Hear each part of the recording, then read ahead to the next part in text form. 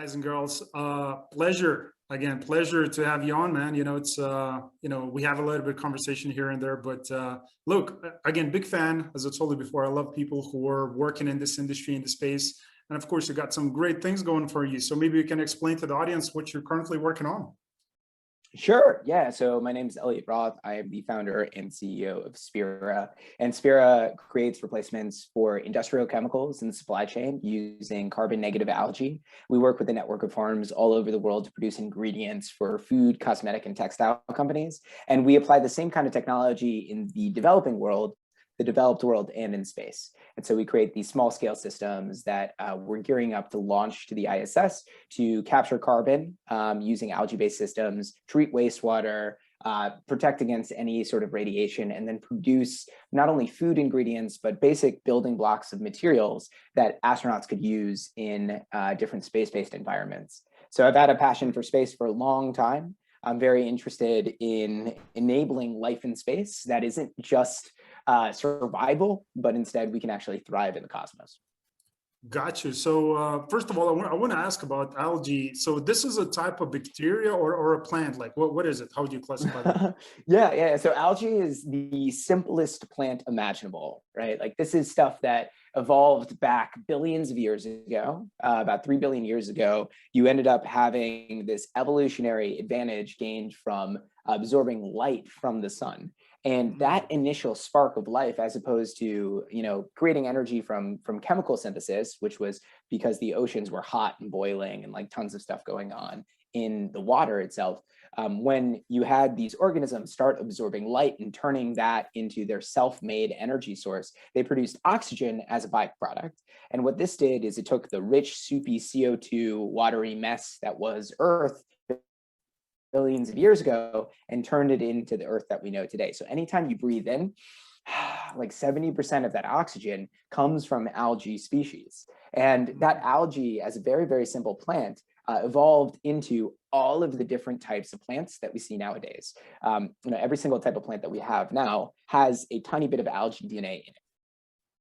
So another question is it harmful, and can like the big doses, if we call it again, because you showed me in the beginning, and maybe you can show it to the audience of a small bottle. Yeah, so this right here, this is a pigment from algae. This is one of the first ingredients my company produces. We produce these pigments as a means of dyeing anything from Gatorade all the way to denim. And it's edible, doesn't taste like anything at all, gives you a Smurf tongue. We've actually played around with this at high seas. I was a member of an analog astronaut mission, Selene 1, to high seas, where I lived and worked in an analog astronaut habitat for 2 weeks and tested 12 different experiments ranging from different ways to do in situ resource utilization to building materials using mushrooms, to carbon capture using algae, to a number of different social psychology experiments. And so, the algae, though, completely edible, fine to eat. When you think of toxic algae, you're mainly thinking algal blooms, and that's due to runoff produced by excess fertilizer that washes away into the ocean. And those are pretty harmful only because there's a boom bust cycle of the algae. When we're talking about the first great extinction event, what that comes from is this massive algal bloom that happened because algae started outcompeting all the little microbes, and that produced the majority of the oxygen that we breathe nowadays. And that oxygen was toxic to existing bacteria that is anaerobic or non-aerobic, right? So all that really entails is that algae sort of forms the foundational environment of everything else that eats in the planet. This is as close you can get to direct energy conversion from the sun as possible, because this photosynthesis is this kind of like quantum ability to take energy from the sun and turn it into usable energy that people can consume. And so I would say algae forms the foundational basis, and the algae that we particularly focus on is non-toxic, edible, and definitely fun and safe to use in both a space-based environment and on Earth. Gotcha. So I wanted to ask you, so the big doses of that, again, the one that you put it on your tongue is not going to kill you, right? Because I see you're drinking this thing off, so it's perfectly fine, right? Oh, yeah, perfectly fine. I could probably eat my body weight and that be completely okay. If a little bit blue. But we focus on pigments because pigments are something that's currently produced using petrochemicals and oil-based compounds. So when you think about the world and the different things that we use in the world today, most of our ingredients, most of our chemicals, most of our inputs come from either petrochemicals in the oil industry, or they come from animals. And so it's our mission at Spira to really redefine the supply chain to produce locally carbon negative ingredients from algae, as simple as you can get to production of direct energy from the sun. And so that's part of what we do on a day-to-day basis. I've built a number of different laboratories during my career. Being involved in the do-it-yourself biology movement. I've built 5 different laboratories. My most recent laboratory is in a shipping container here in the port of Los Angeles. It makes it a lot easier whenever we have to pick up and move to different locations. We can seriously pick up the entire lab and move it that way. And so it's been really fun to get hands-on and tinker around with DNA. I've been playing with DNA for years now, and I see it as the coding basis of life. And if we're gonna have any sort of terraforming or life in the stars, oftentimes what you have to do is focus on those tiny self-replicating machines known as cells and work with them to basically create the machinery of like the von Neumann machines, the self-replicating machinery that can go and explore the stars. So the question is, once you're going to be consuming the algae, so let's say, first question, can you add any taste to it? Because you mentioned like it has no taste. So let's say I'm going to be that consuming as the food that I need. So can I add taste to it? And is that going to like differentiate the qualities of the algae? Is that going to impact that, or you have to use some sort of a manufactured taste? Like how does it work? Because I would like to get some taste, some sweet. Yeah, of course. So I'll tell you a little story about my entire journey and how we've been working with taste. I actually have been teaching classes at the Institute for Art and Olfaction on scent and perfume, and all of those different aspects of flavor molecules are what your nose detects and really influences the overall mouthfeel, taste, texture of a given food product or different ingredients that you end up using. And so when we're considering food in space in particular, NASA has this Deep Space Food Challenge out right now. And the idea is to feed a crew of 4 for a period of 3 years or more. Now, if you pack food, freeze-dried food, that's a ton of weight to bring with you. So what if you could reuse some of the waste materials of the astronauts as a means of feeding them?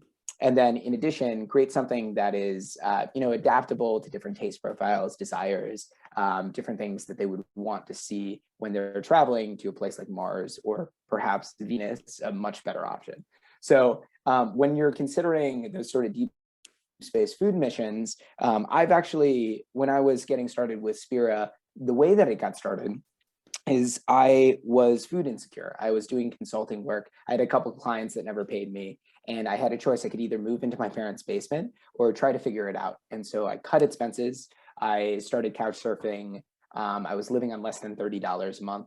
And what I decided to do was really take a look at, can I feed myself in a tiny amount of space for no money whatsoever and provide for most of my nutrition? And at first I was like, oh, vertical farming, this can do it. Nope.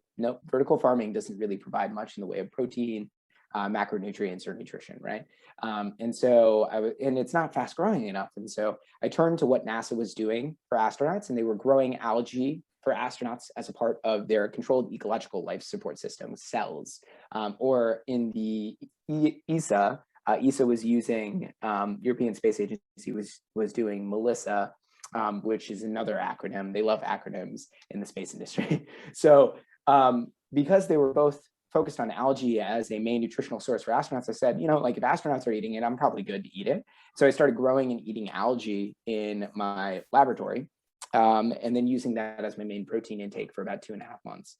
And that algae, when you eat it fresh, has virtually no taste whatsoever. It's only during drying and processing that the flavor molecules oxidize and start breaking down. And in particular, the main component of that is pigment. So the pigments from algae, think of it like spinach. Anytime you get spinach, really like old spinach tastes really metallic and bitter. Same kind of thing is happening to spinach is happening to algae whenever you dry it and process it. And so we came up with new processing techniques. I also took a look at the flavor genetics, started using techniques like CRISPR to perform knockouts on flavor molecules being produced from the algae to give it a neutral taste profile from the get-go. And then what we've done now is, what if we had different kind of influences to the flavor pathways where you can actually edit it to have different potential beneficial tastes? Like, what if you can make your algae taste like lime? What if you can make it taste like lemon? What if you could make it taste sort of minty, different things like that, as a means of making it really interesting for astronauts on long duration space missions.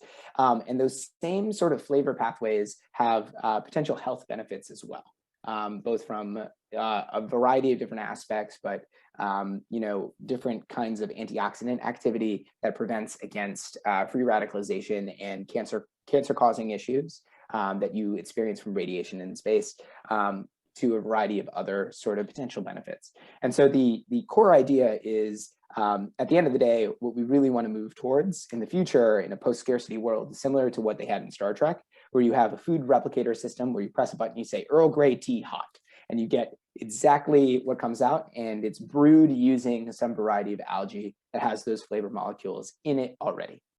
Got it. So look, I'm pretty sure there's a lot of people right now who are just typing in Google and looking for like probably the half of the things that you just said. And that will be probably including me, but you probably will hear the sound of the typing, so I cannot do that right now. But look, it's really awesome, like what you're working on. So the question that I have, through your personal like experimentation time, as you talked about, couch surfing and like finding the ways of what you can consume and what you can eat. So, consuming the algae, have you lost the weight, gained the weight? And can you explain how does that affect your body? Because, body requires different nutrients. So is the algae is capable to cover all these different aspects of nutrients that the body needs, or how does it work? Yeah. I don't want, especially when it comes to space, you don't want a one size fits all solution. You want multiple redundancies built in place. And I still like. So what percentage wise, how much algae would cover when it comes to nutrition? Well, just saying that you could cover 100% of your nutrition using various species of algae. That can be done. You would want in oil producing algae, you want some sort of carbohydrate producing algae, and you would want some kind of protein producing algae. And then, a mixing of all of those would give you your fundamental bases. And I would say that there's millions, if not, there's millions and millions of species of algae. And so if we really mined the different species of algae, you could really get a full nutritional profile from the variety of different algal species. Okay. That being said, though, like people really resonate with whatever their cultural food is, whatever they're normally used to. And especially when you're very, very far from home, you really want something that is fresh, that has texture, that has flavor. And so as we work more and more over the next couple of years, I imagine that we'll get to the point where we're developing those sort of ingredients that can go into those finalized meal prep sort of things that astronauts are looking for when it comes to flavor, taste, texture, and those other sort of aspects. Nutritionally, you can get to nutritional completeness, but from a fundamental like enjoyment basis, initially we're just starting with what meets your foundational requirements of just basic necessities. So you asked me if I gained weight or lost weight. When I was eating an all algae diet, I lost a little bit of weight, but I think I could have stood to lose a couple of pounds. And I was feeling better than I had ever felt in my life, mainly because I was going after something I was passionate about, and I was meeting all my basic nutritional requirements and then some. And so maybe it was placebo. I don't really know. I'm a sample size of 1, but I look forward to the day in which we have significant amount of funding where we can actively test something like that. So when we're talking about, something like that, so when you talked about the food, like the first thing that came to my head was like chicken curry, something like that, plain and simple. A lot of people know. So is it possible to do something like that with the algae? I mean, still you're going to need the chicken. Like, can you create something like that? Because to have a consistency, because now we're talking about consistency of it's going to be just a paste, right? That's what you're going to get. So starting with. Yeah, exactly. So is it possible, do you think, going further in the future to create some sort of a look to it as well, or it's always going to be a paste? Yeah. Well, I think there's different advents of 3D printing of food as well as texturization of food. One of the really interesting aspects of the algal species we're working with is that when it's heated, it tends to gel. and form a much more chewable sort of ingredient. And so there's a couple of different aspects about our protein isolate that are very intriguing for those kind of applications for plant-based egg, cheese, and meat. And then going even beyond that, I think from a flavoring aspect, we would specifically focus on flavors produced by algae. We have a number of candidate types of algae that would produce different kind of flavors. Think of it like the spices that you add in. So that curry flavor that you're looking for, that could potentially be a flavor molecule produced by a specific species of algae. So, I mean, yes, like you can produce a variety of full spectrum of all these different possibilities. What we particularly take a look at is what are the initial easier targets that have more of a potential impact and benefit. And we see that particularly when it comes to protein. Protein is one of the hardest ingredients to produce in any significant way on a space-based voyage. And so when you're producing protein, you want complete amino acid profile, you want high digestibility, you want the ability to have it have a neutral taste profile and be blended and texturized with a number of other items. And so that's our initial focus, is like, how do you produce the most amount of protein, tiny amount of space, no money whatsoever. And protein itself doesn't meet all of your nutritional requirements. Something that I noticed when I was consuming mostly algae is that I was losing weight, particularly because the algae I was growing didn't provide the calories, the caloric density, or the kind of fat requirements that I needed. And so those are the sort of considerations. Each astronaut has their own, microbiome, their own diet, their own body. And so when you're dealing with something like personalized nutrition, that's something that is gradually growing over time.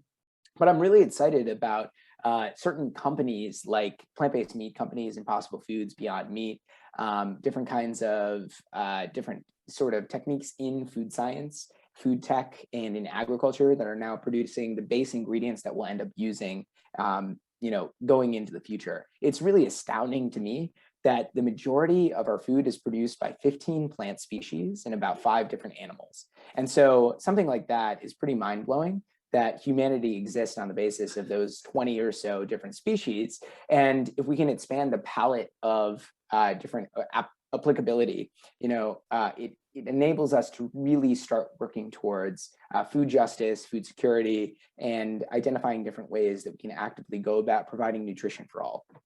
Gotcha. So first, the question, because I wanted to ask, like you talked about million different species, like million different type of algae, right? So how many of different algae have you, as a company, explored, tried, tested, approved? Yeah, we have about a dozen different types of algae in our strain bank right now. Right now, we're more limited on the basis of not having enough people or financing to explore more. I would love to go about exploring more. Oftentimes, whenever I go on a trip, I take a little cup and scoop it up and take some pond water wherever I am as a means of identifying and isolating different species of algae that are of interest. And so going through sequencing of new algal species is something that's of continual interest, because you can identify tons of new potential compounds from those different species. So that's something that I just do as a hobby, but we're definitely looking to expand the total offering. It's mostly just resource constraint that prevents us from doing that. And all these different, million different species, can I call them species? Yeah. Oh, yeah. Of course. Okay. There's tons of different types. So millions of different type species, right? So is this all going to be based, like you can all them find in US, or do you think some of those are going to be, not available because of the different location? Like how does the algae is getting created? Is the environment kind of making some sort of impact on the way some sort of a different type of categories of algae is getting made up, or you can find this all over the world? I mean, the billion, the million different type. Yeah. I mean, you're probably breathing in algae right now in your air. There's different types of species of algae all over the world, no matter where you look. The only thing that defines a species of algae is an aquatic photosynthetic organism, right? And so it's something that uses photosynthesis to produce the fundamental building blocks that it uses to survive. And it lives in water, mostly, or water droplets. And so you can find these different types of algae all over the world. It is one of the fundamental building blocks of our food system. You find tons of algae in the ocean, you find it in water, you find it all over. And what we take a particular look at is what are useful species of algae, and we look at it streamophile algae. So streamophiles are organisms that exist in extreme environments, and space is definitely an extreme environment. And so what we tend to focus on and fixate on are different types of algae that would exist in high pH environments, different alkaline environments, such that they could go into space-based environment, or they could be grown indefinitely without potential for contamination. And so that's sort of the crops, the kind of farming that we end up doing.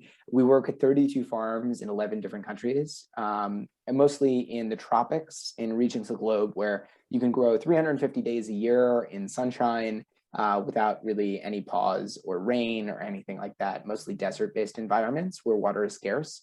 And you only need as much water as you start with if you prevent evaporation or control for evaporation.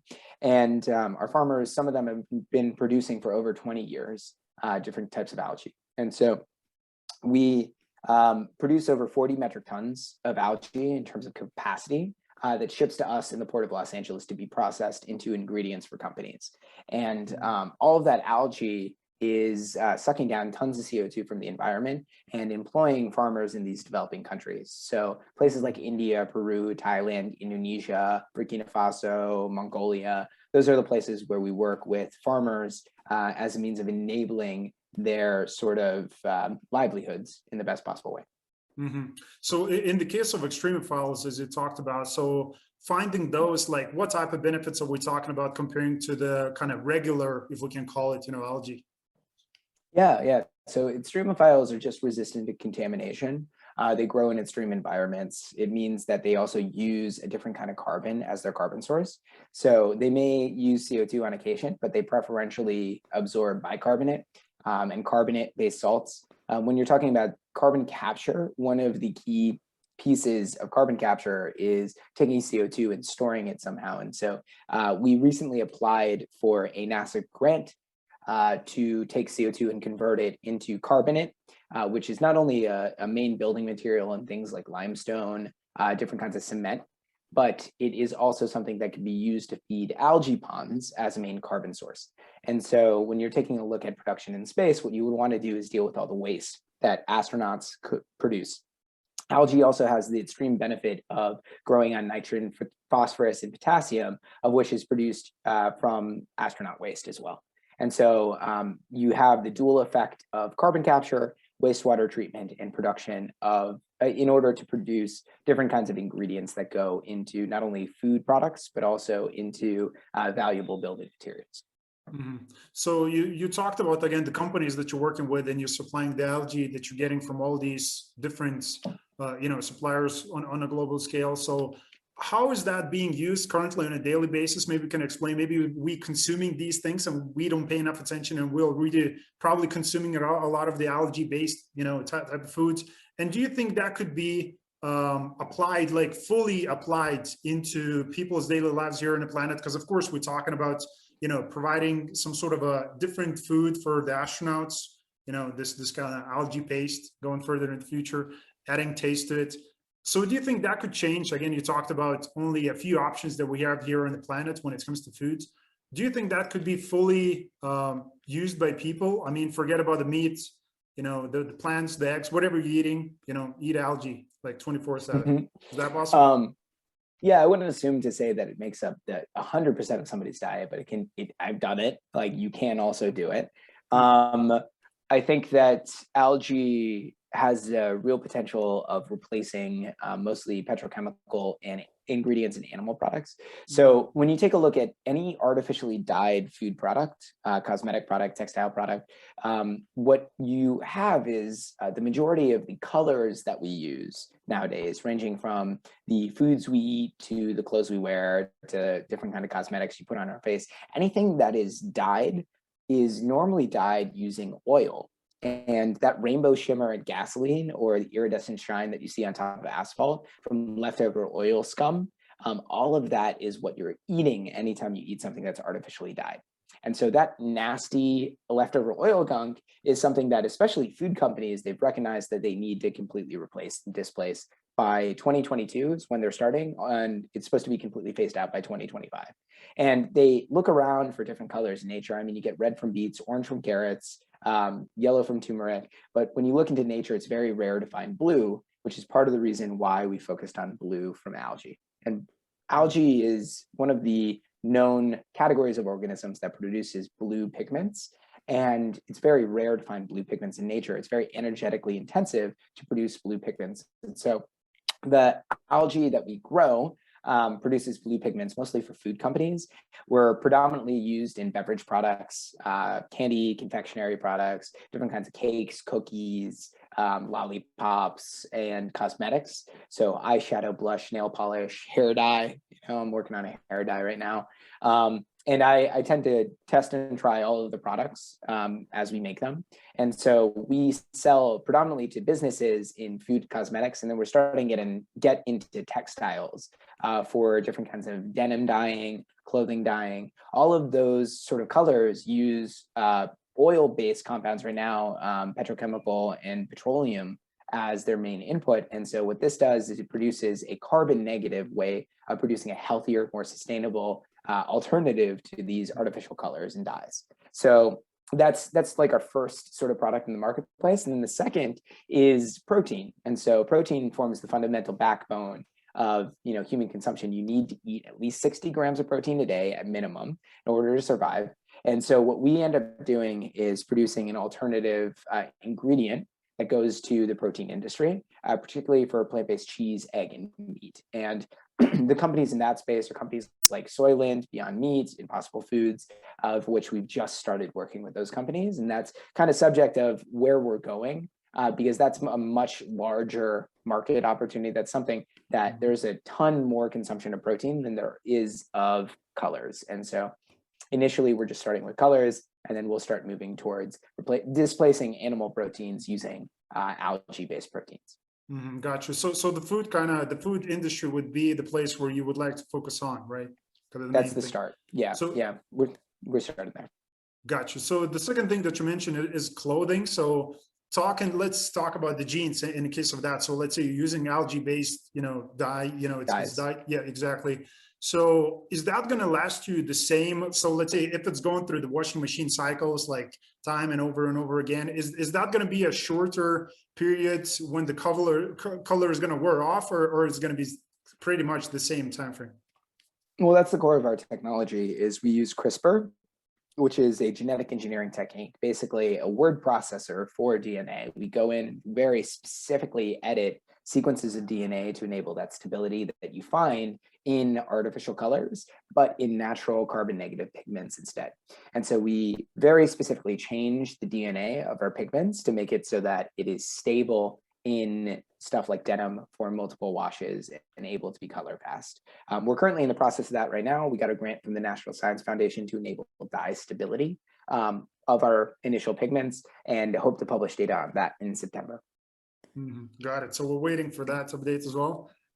So look, the food kind of is probably the biggest thing that we need to look forward to, because there's a lot of problems when it comes to that. I mean, the rates of obesity, do you think it could solve at some point, to some degree, it could solve the problem of obesity, using algae to some sort of degree? Something really interesting that I found out is that you basically have whatever your fat cells have a lifespan of about 7 years or so, right? And so whenever people go on diets, what that means is that they just shrink the size of their fat cells. Those fat cells don't die or go away. And so whenever you stop dieting, that's why people oftentimes balloon up in weight back to their normal size. And when you take a look at human willpower, what you have to do is maintain the will to have the same diet for 7 years in order to reduce the weight that you have. And so malnutrition cuts both ways. Like initially, when we were focused on developing countries, we worked with the World Food Program to identify refugee camps and identify different regions of the globe where we can help support farmers in those places and provide at least baseline nutrition, because protein is one of the problems in developing countries.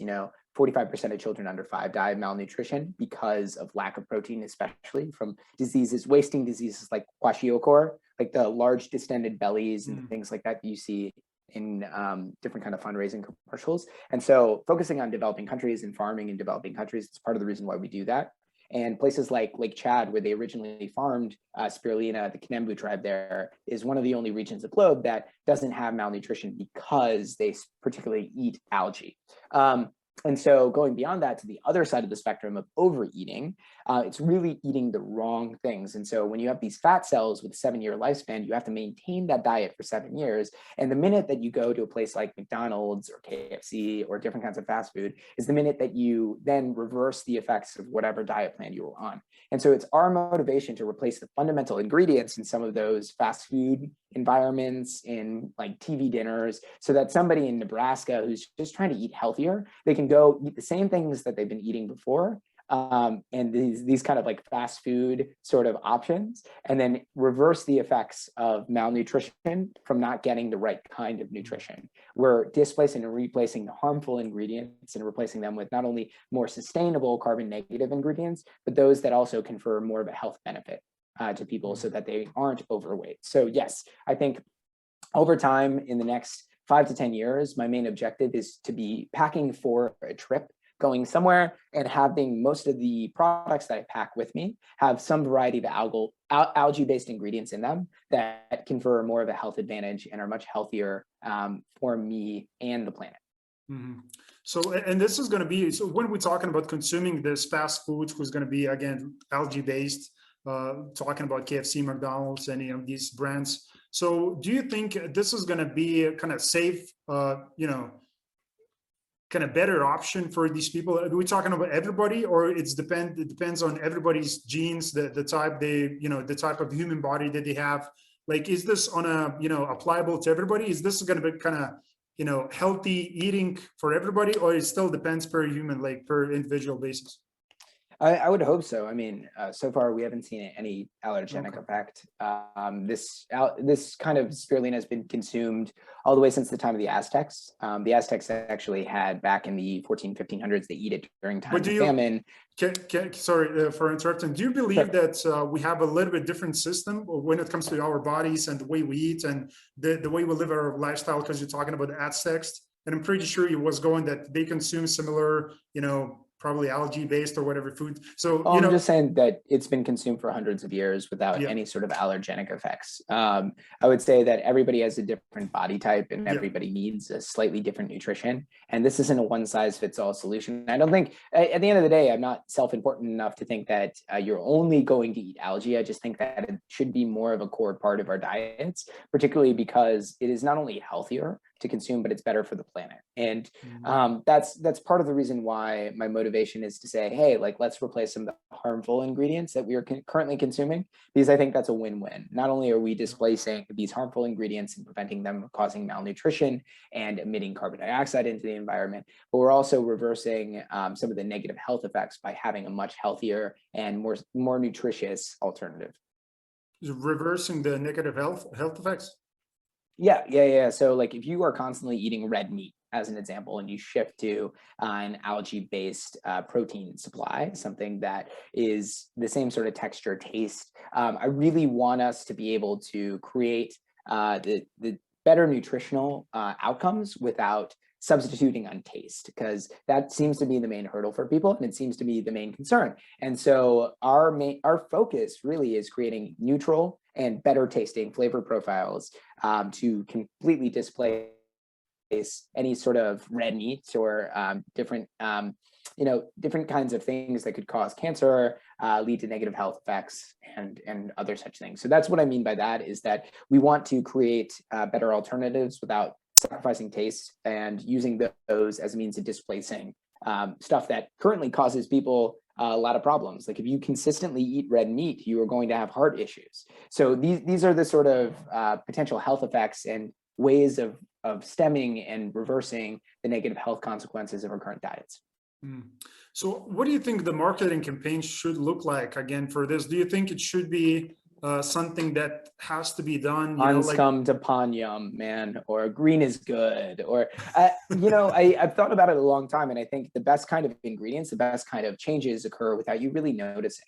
These sort of displace existing models because they're better, faster, cheaper, and they do it in such a way that you don't even know it's happening, and then you're eating something that already has algae in it. And so that's the main motivation. Part of the reason why we focus on marketing to companies, not marketing to individuals. I'm not going to produce a burger and try to sell it to you, because I'm not going to change your mind, right? I'm going to produce a burger and sell it to McDonald's because it's better, faster, cheaper, and it tastes the same. And then you won't even know that it's happening. You'll just go to McDonald's and be like, huh, that's a lot healthier. Let me order that. And oh, it tastes the same. It's great, right? That's the kind of motivation behind companies like Beyond Meat and Impossible Foods in the first place, is that's what they're doing to shift health outcomes for people. Got it. Got it. Okay. So it's not up to you basically to make the entire marketing message and say we're using algae because it's based on so but at the end of the day, it's going to be used in the packages saying that algae is contained in whatever you're eating, or it's not going to be there. Mm-hmm. Yeah, I mean, it's one of those things where you check the ingredient label and you're like, oh, that's cool. It's using a new ingredient that I haven't heard of. But it isn't something where it affects the overall appearance, marketing, taste, texture, or anything like that. The only thing that'll probably change about the marketing is that it'll become more and more important to be carbon negative in terms of your marketing. It'll become more important to really start talking about the health outcomes and the effects and the functionality of the ingredients that you use.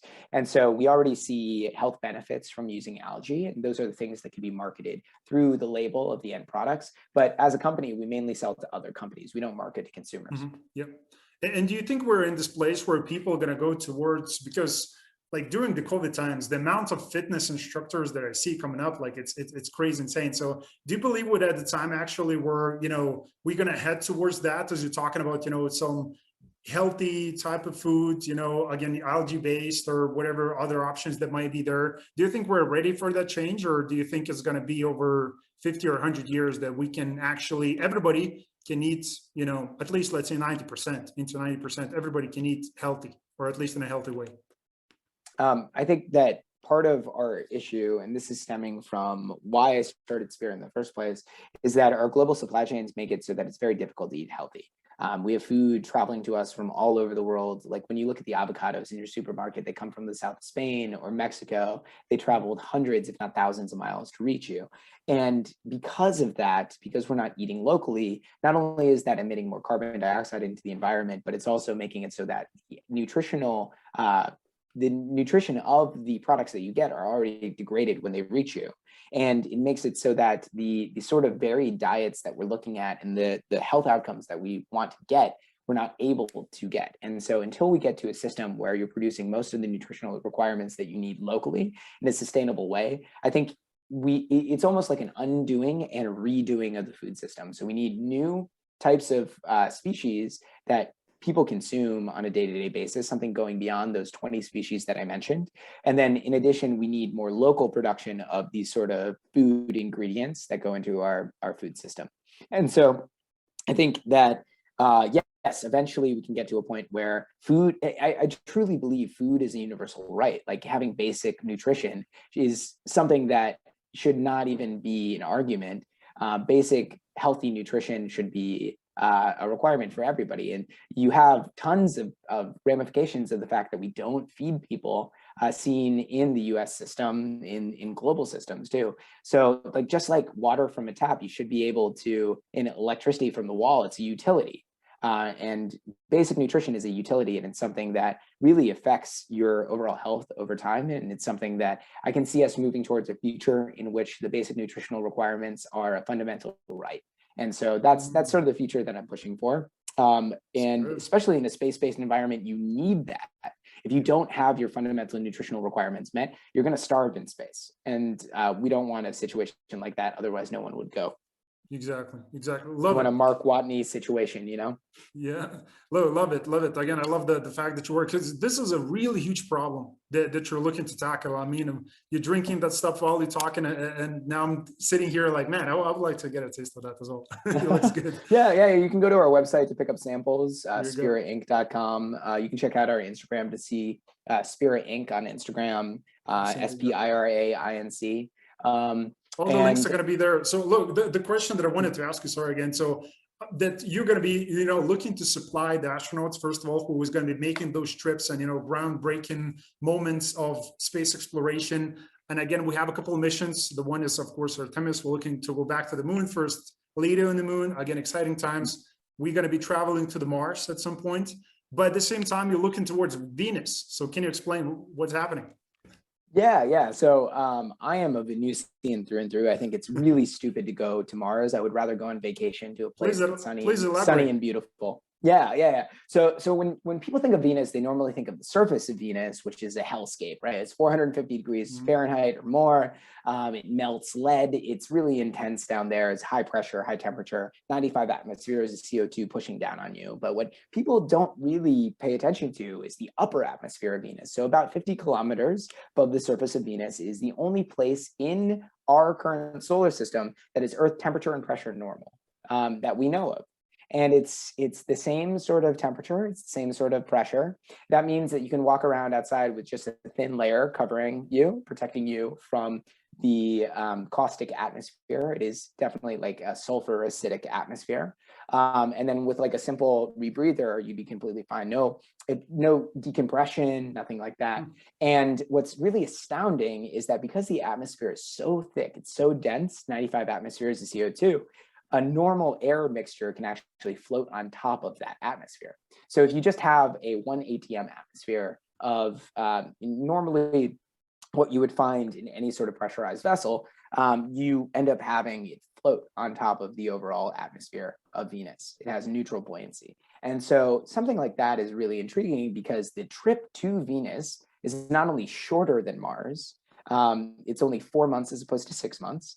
The orbital period of Venus means that you have a shorter time period, kind of like sooner time period to launch to Venus too. You can launch rather resupply missions every like 14 months or so, as opposed to Mars, where I believe it's every 24 months to resupply Mars.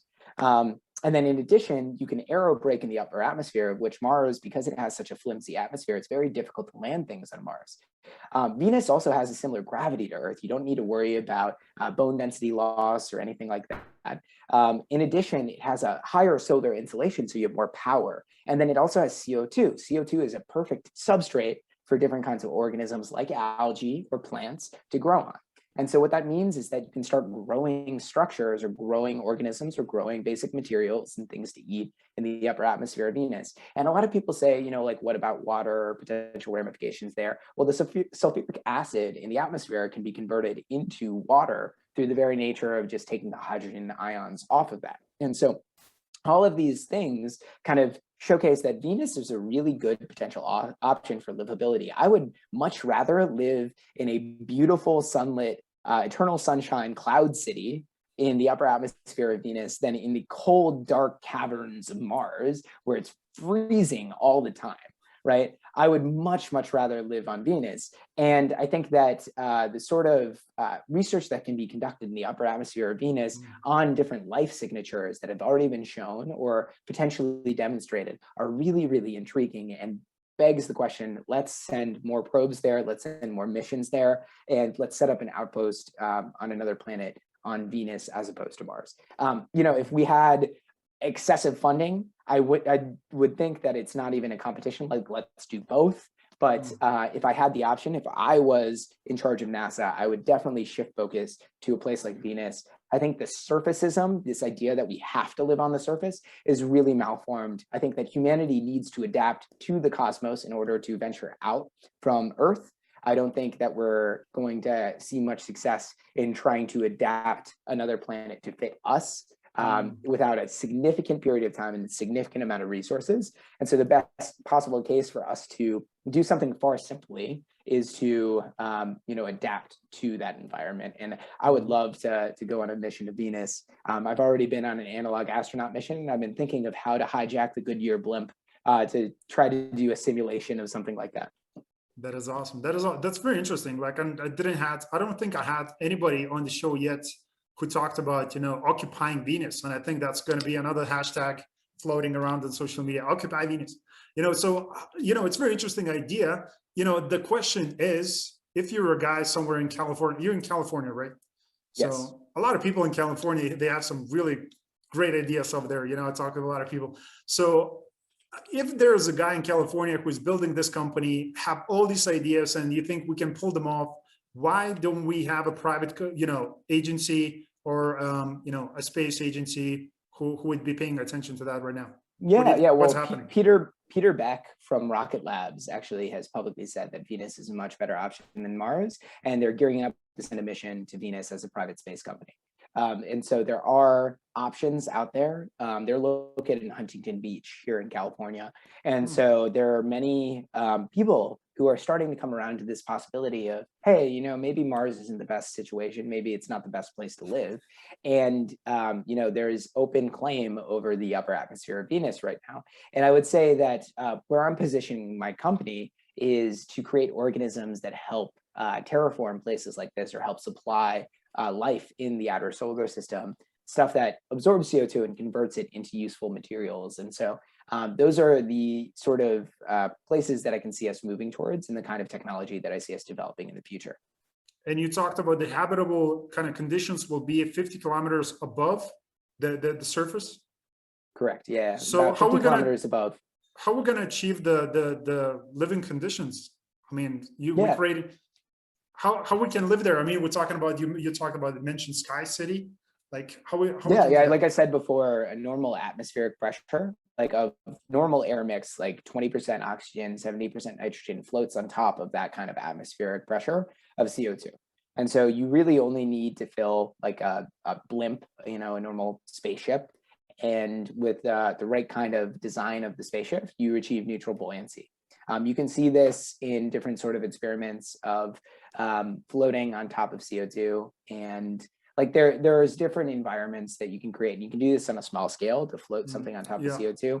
If you ever have like a CO2 gas and you try to put like a little paper boat on top of it, like that works as an example. There's a couple of different things like that. I've also linked an article that I wrote up about us going the wrong way in the space race in the comments. And so feel free to share that with your audience. Oh, for sure, for sure. Look, anything else you want to send over while we're talking, definitely make sure to include it. Look, it's very interesting. So again, talking about the blimp, you know, with the two people, it's awesome. It's achievable. What do you think about the city? The city though, with a couple of million people, is this achievable? Oh yeah, definitely. I mean, I think one of the interesting materials that I tested when I was at High Seas is mycelium. Mycelium is the root structure of mushroom, and it has a structural stability similar in nature to brick. It's fire retardant, and then it has a porosity that makes it floating. Like you can float it, especially if you include air bubbles in it. And so there are a number of really interesting projects. So I would point people in the direction of Havoc, which is a NASA like imagined mission to Venus, when upper atmosphere insertion of Venus. Another project that's really interesting, and you can kind of dive a little bit deeper, is Lynn Rothschild's group over at NASA Ames, talking about different sorts of mycelium mushroom gliders that you can end up building. These sort of platforms, though, are produced using the CO2 as a substrate. So as you pull the CO2 out of the atmosphere of Venus, you can turn it into building materials and start building things that enable you to expand these cloud cities. And the idea is to kind of congregate around the poles where the wind speeds enable you to cruise and maintain velocity in sunshine. And so you're able to kind of maintain your city in a polar latitude and keep it there and gradually grow it over time by absorbing the CO2 in the atmosphere around you. When you take a look at a place like Mars, there really isn't much in the way of usable material except for the dirt on the surface. And so it becomes pretty difficult to utilize the atmosphere to do stuff. You have to actually create CO2 and start using like global warming techniques or thermonuclear warheads as a means of creating atmosphere. For Venus, what ends up happening is you can apply carbon capture technology, of which we really need to develop on Earth anyways, to sky cities of Venus. That is awesome. That's a very interesting idea. And hopefully, again, you talked about the rocket lab. So hopefully, and I think once you mentioned it, I think I've seen it somewhere in an article floating talking about Venus, which I'm pretty sure from time to time people talk about a lot of different things. But the question still remains, like we have whatever the clock, universal clock we have going on, 5 billion years until the sun is going to become the red giant, right, in this type of scenario. So why would we like to get closer to that instead of going further, which again, the let's say Mars or exoplanet would be? So do you believe that at some point— Are you going to be around in 5 billion years? Though? No. But that's what I'm asking. That's what I'm asking. Do you believe that we should expand further in a universe, just because, again, looking at the number of the exoplanets and things like that, or we should continue to live here in our solar system? I think that panspermia is a really intriguing concept to me, where you're able to inoculate life on some sort of some sort of comet, asteroid, meteor, and send it out into the cosmos. And something like that is how people imagine life on Earth began. And so, if we're going to about spreading life, I could see it be microbial in nature that leads to directed evolution. Yeah, and so when you're talking about different practicalities of expanding in our solar system. I mean, like, I want to go to the moon. I want to go to other planets. And if we're actively thinking about, what is the most practical, pragmatic way of getting there, that's part of the reason why I focus on Venus. I'm not thinking ahead to 5 billion years, but if I like took a long now approach, really looked ahead 10,000 plus years or 5 billion years, what I would take a look at is using panspermia as a means of spreading life, right? Or colony ships. If you're building colony ships and you're trying to get out there, there's Project Icarus, right? I ended up sending one of my teammates to go speak at their conference in San Diego. And Project Icarus talks about colony ships and reaching to light years away.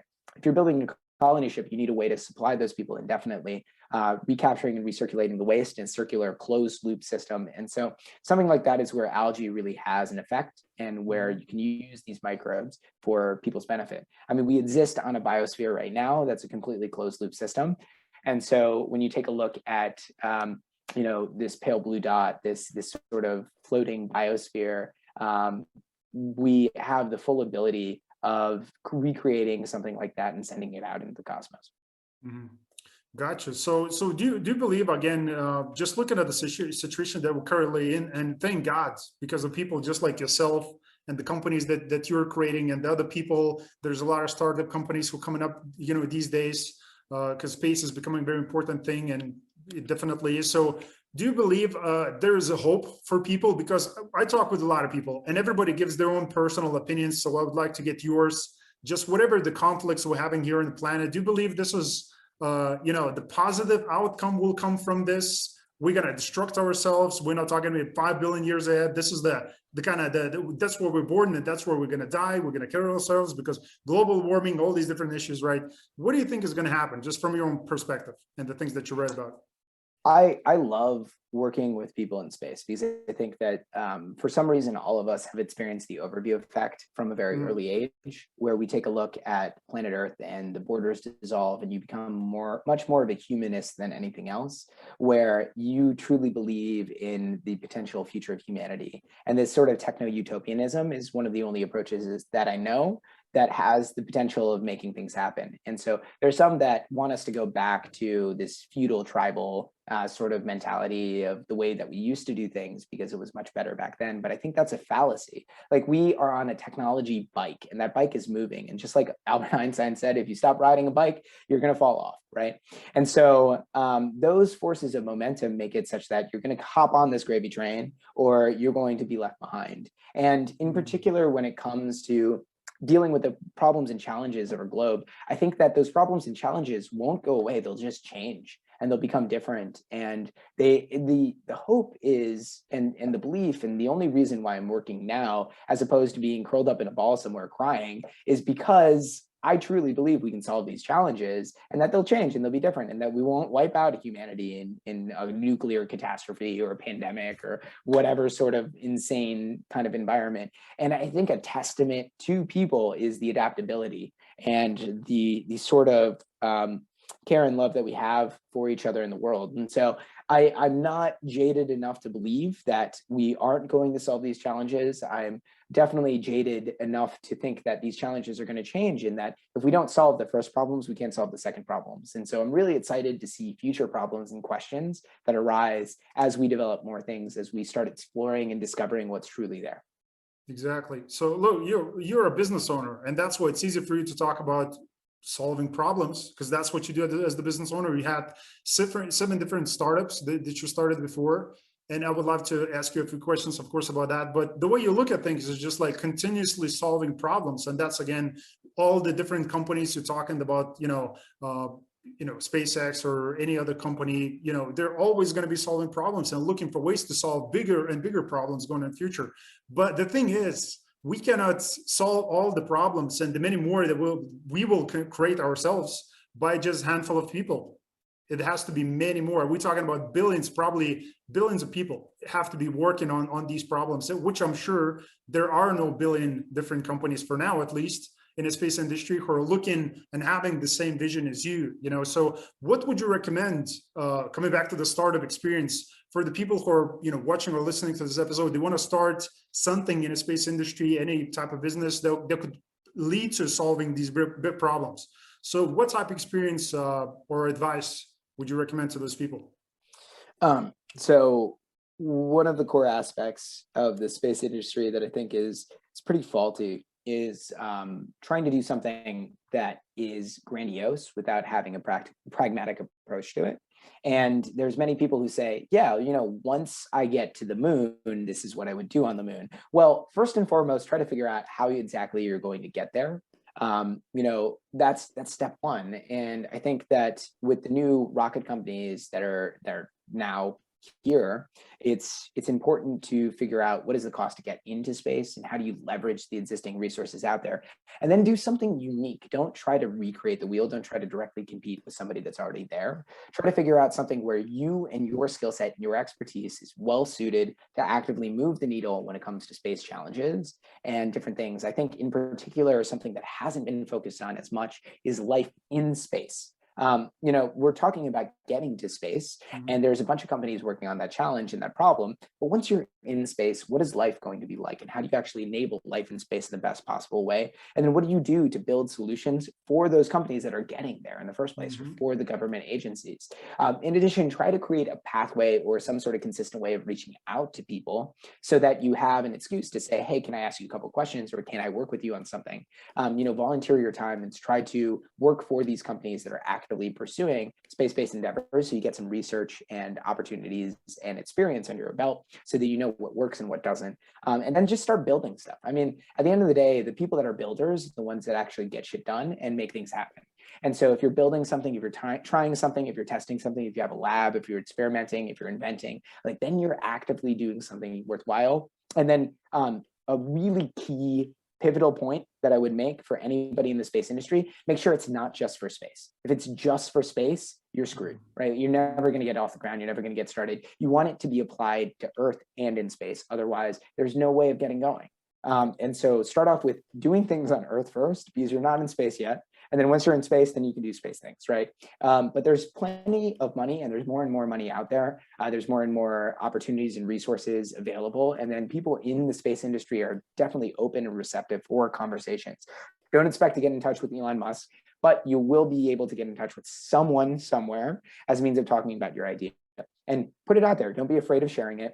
Write things up. I think as a CEO, my job is consistently writing about some of the ideas and concepts and things that we're working on, connecting with people like you, spreading the message through different media publications and outlets, and really connecting with people on a deeper level on what can be done to move the needle when it comes to implementing our kind of solutions in a space-based environment. And so, just get really hands-on with it.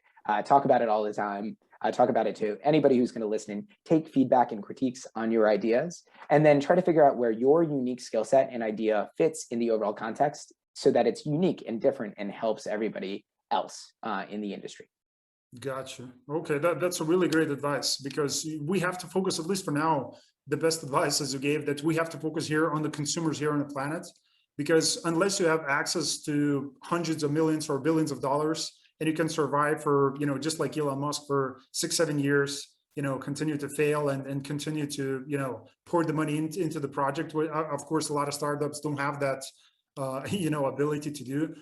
How do you get your creativity? I mean, how do you get creative? How do you get in the zone as you're talking about writing ideas, or who inspire you, first of all, the most? Who do you study, and why do you follow these people, and how do you get in this creative mode where you just okay, this is a great idea, we should try this? And what's the process look like?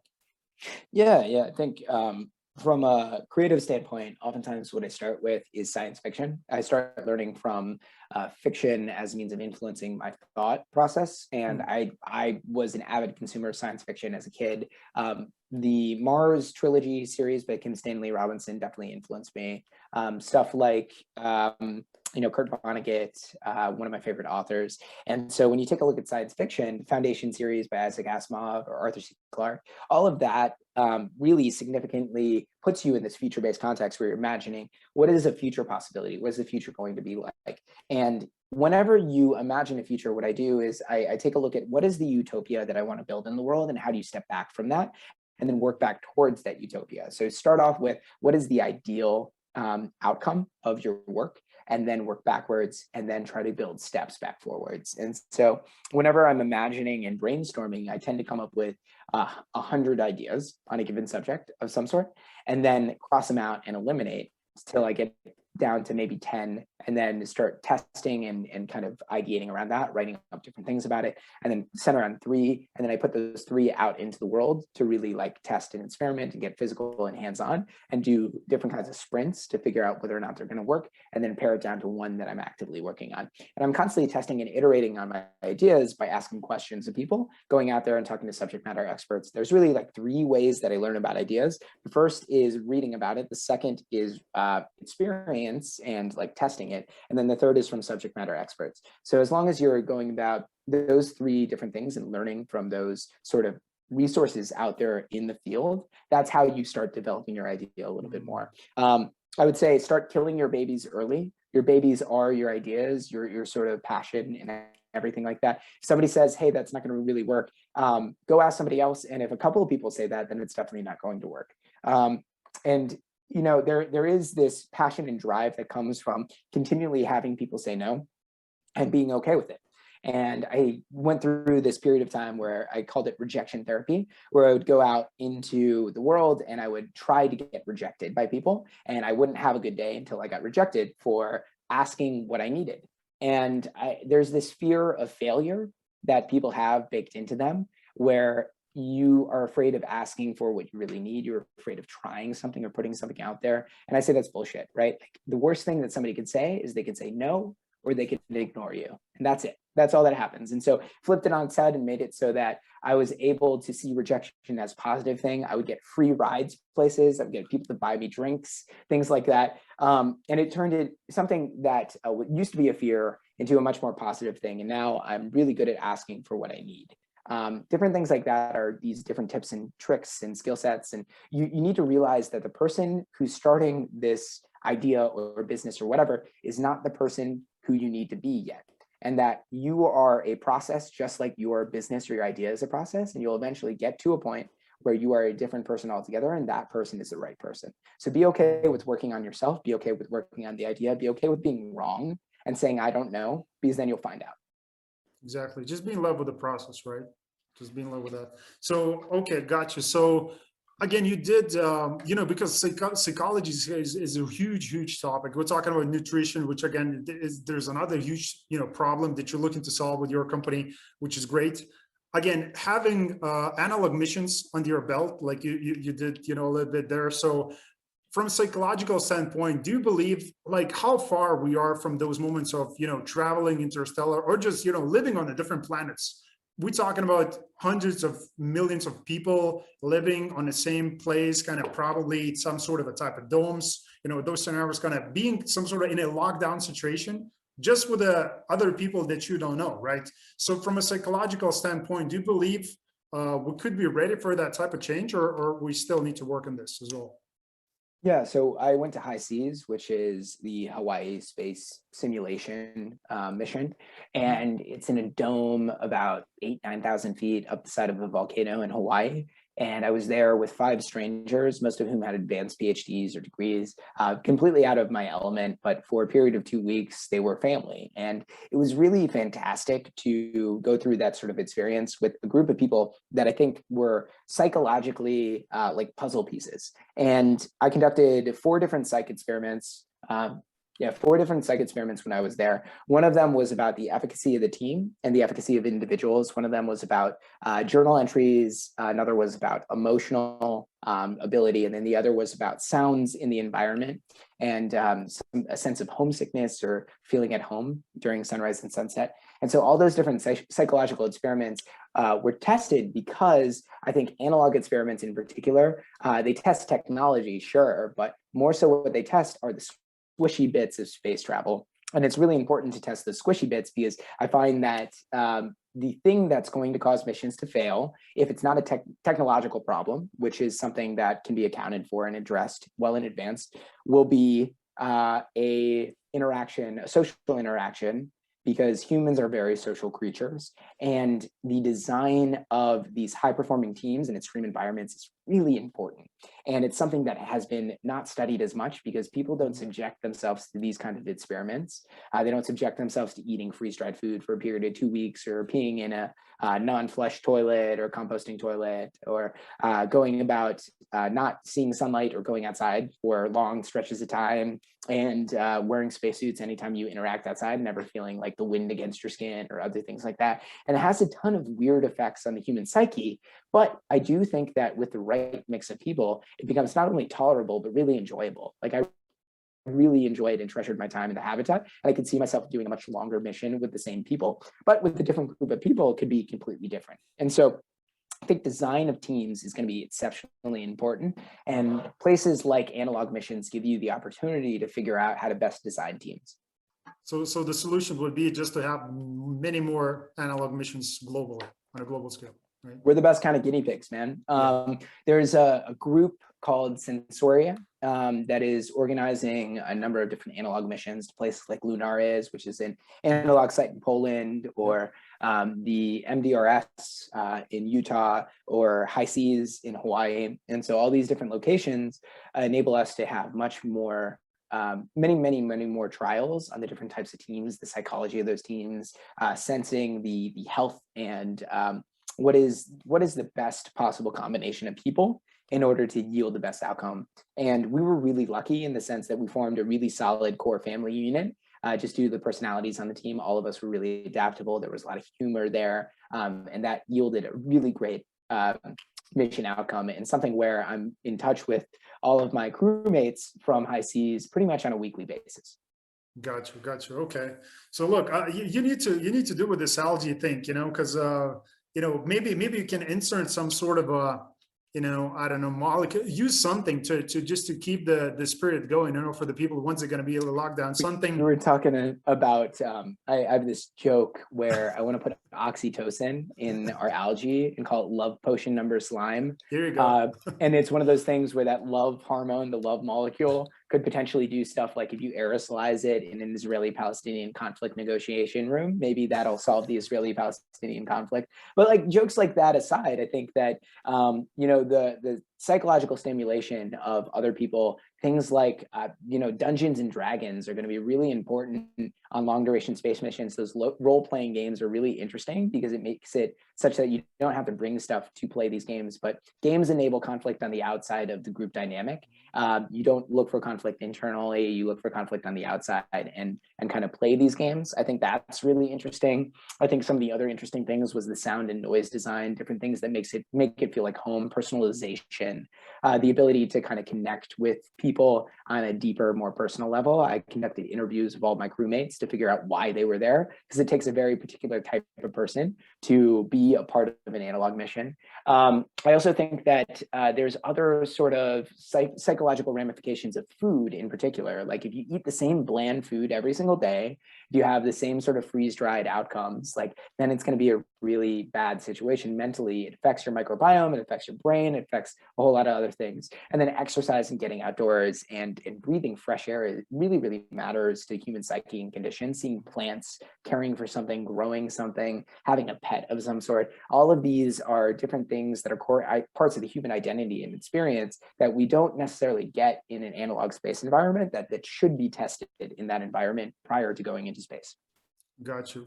We definitely need to, because I'm just keeping fixated on that algae with a little bit of love in it, because I think that would be a good solution to, just increase the number of humans once we're going to be there, in a city on in the sky on Venus. It's going to be a good way to increase the numbers.